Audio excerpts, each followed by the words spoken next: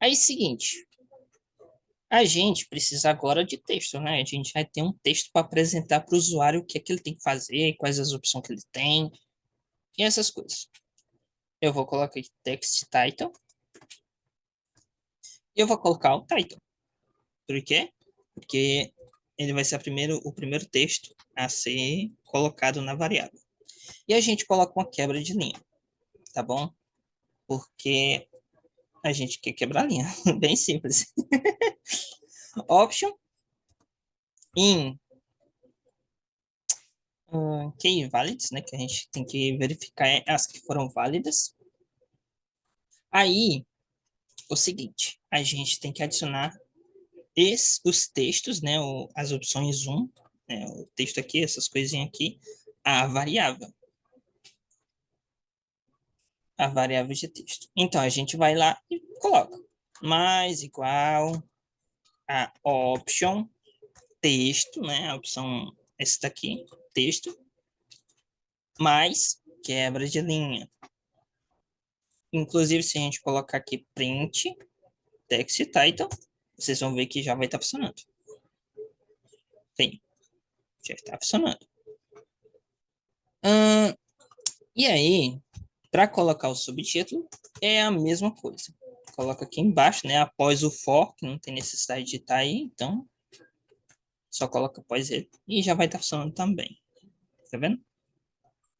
Ah, Isaac, mas eu quero que tenha os números que nem tu colocou. Como é que eu faço?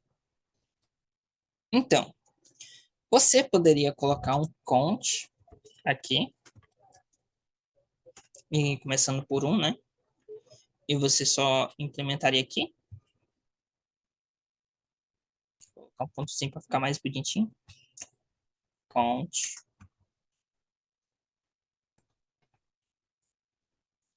E tá aí, tá funcionando. Opa, não tá funcionando porque eu esqueci de concatenar o número. Mais igual a 1. Pronto, já tá funcionando.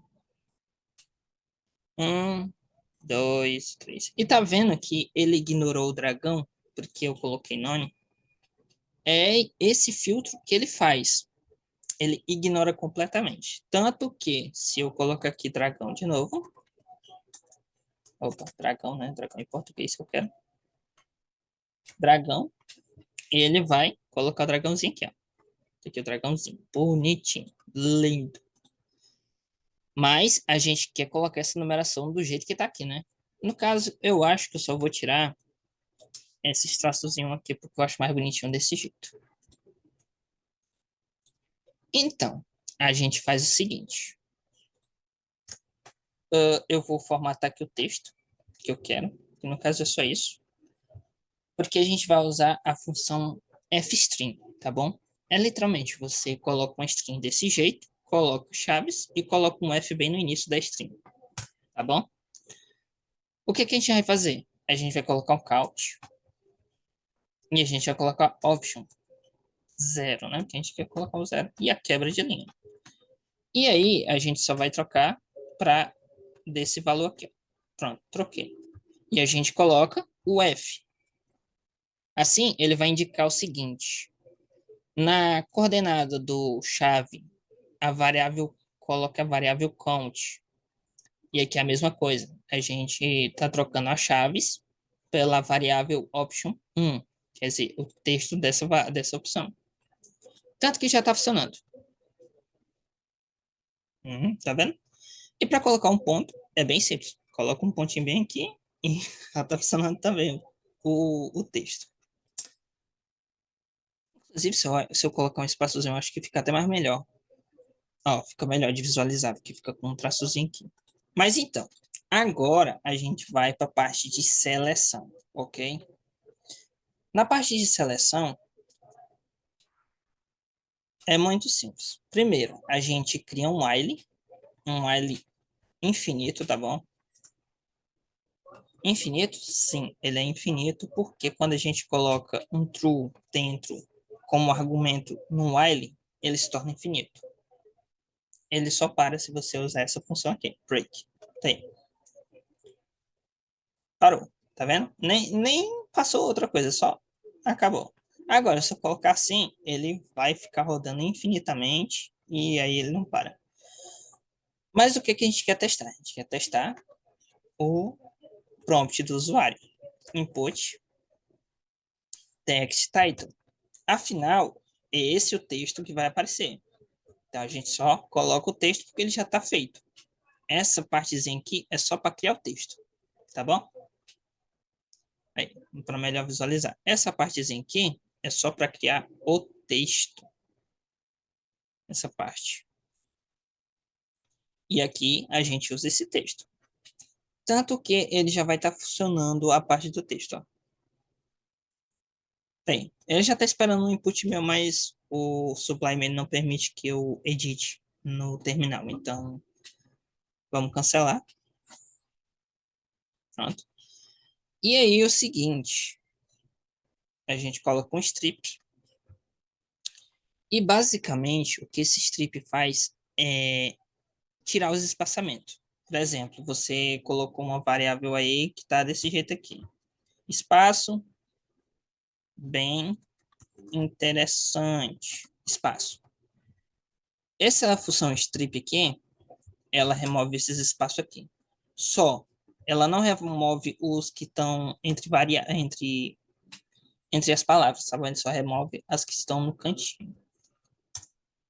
Aí a gente vai fazer uma verificação. Se o prompt ele é um número, tá bom?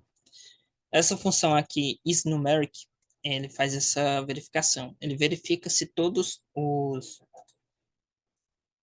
os ASCII daqui, eles são números. Caso isso aqui não é número, tá bom? Então ele retornaria falso. Por exemplo, se fosse um número mais uma letra, também retornaria falso porque não é apenas números. Aqui ele está verificando se é apenas números. Se tivesse um 1, por exemplo, e fosse verificado isNumeric, ele retornaria true porque, sim, o número 1 é só o número. Essa string aqui é só número. É basicamente isso. E se for, a gente vai transformar ele em inteiro, tá bom? Int prompt. Perfeito. E a gente vai fazer uma verificação simples, tá bom? Uma verificação simples, que é o seguinte. A gente vai verificar se o número que o usuário digitou, ele é maior que zero e menor do que a lista válida, tá bom? Menor ou igual à lista válida. E vamos lá. Se pos for maior que zero, and, que a gente tem que verificar se a posição é maior que zero e menor que o tamanho da quantidade de itens da keyvalues, tá bom? Len pos menor ou igual a len keyvalues. E caso seja, a gente vai ter que fazer duas coisas. Primeiro, retornar o equivalent e o pos. E a gente vai ter que diminuir 1. Por quê? Porque em Python, eu vou ler aqui, eu vou mostrar isso para vocês aqui. Em Python, a lista ela é lida a partir do zero. Por exemplo, aqui seria 0, aqui seria 1, aqui seria 2 e aqui seria 3. O usuário, ele não vai ler desse jeito, ele não vai ler 0, 1, 2, 3. Não, ele vai ler 1, 2, 3, 4. Ele vai ler desse jeito, tá bom? Então a gente tem que retirar 1. Por exemplo, quando o usuário for ler isso aqui, ele não vai ler, ele vai ler assim. Ele vai escolher, por exemplo, o dragão, que está na posição 3, visual. A não visual, ele vai estar na 2. Entende? Então a gente só tem que diminuir 1, que aí vai virar 2. E é basicamente isso. Aí, caso contrário, né? Caso o usuário seja espertinho demais para o nosso gosto e digite outro número, outra coisa, aleatória, a gente coloca apenas o número correspondente a opção. E pronto. Já está feito. Tem como melhorar? Tem, e muito. A gente vai melhorar com o decorrer da série, tá bom? Não se preocupe. Inclusive, a gente pode fazer um teste do programa funcionando. Vou colocar um input aqui. A externa, que a gente tem que converter o select, a gente tem que converter essa lista, porque o Python, o input do Python, ele não se dá muito bem com os argumentos de outra coisa além de string. E bom, vamos lá. Eu vou parar o compartilhamento dessa aqui e vou compartilhar o script já roda, tá bom? Já volto. E bom, voltei, tá aqui. Eu vou até aumentar um pouquinho mais aqui para vocês. Tem. Esse é o nosso programinha já funcionando. Vocês podem ver que ele está aqui, né? O Goblin 1, Goblin 2. E eu vou escolher o 4, que no caso vai ser voltar. E o seguinte. Não, na verdade eu vou escolher o 3 para ser igual a outra opção que eu tinha falado. Quando eu escolher o 3, ele vai remover um, quando tiver lá nas opções, né? Por trás, os cálculos por trás. Ele vai remover em 1.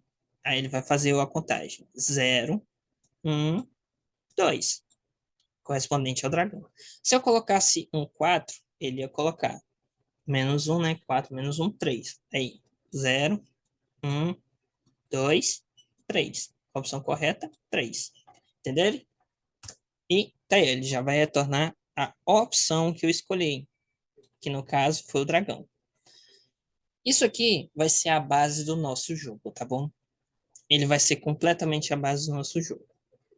Tudo o que as opções que forem passando para o jogador vai ser regido por essa funçãozinha. Agora vamos voltar lá para o nosso script. Pois bem, agora que a gente completou esse objetivo, né? Eu tenho que até colocar aqui sistema de opções, de seleção de opções, e a gente marca com um cheque. Vou botar feito só para ser bonitinho. É isso. Até mais ver e fui.